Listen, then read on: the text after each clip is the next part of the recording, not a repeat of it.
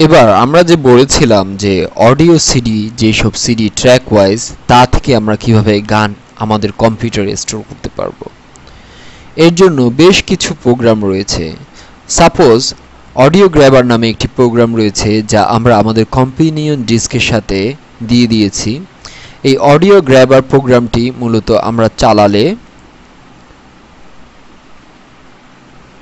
আমরা আমাদের যেই রিফ্রেশ বার রয়েছে এখানে ক্লিক করে মূলত আমরা ট্র্যাক দেখতে পাবো। তারপর আমরা এখানে আর্টিস্ট এবং অ্যালবামের নাম সিলেক্ট করে গ্র্যাব দিলেই মূলত আমাদের বাই ডিফল্ট যে হার্ড ড্রাইভ রয়েছে তাতে ট্র্যাকগুলো ধীরে ধীরে কপি হওয়া শুরু করবে। অর্থাৎ এই অডিও গ্র্যাবার প্রোগ্রামের মাধ্যমে আমরা খুব সহজেই অডিও সিডি থেকে ট্র্যাক কপি করে নিতে পারি।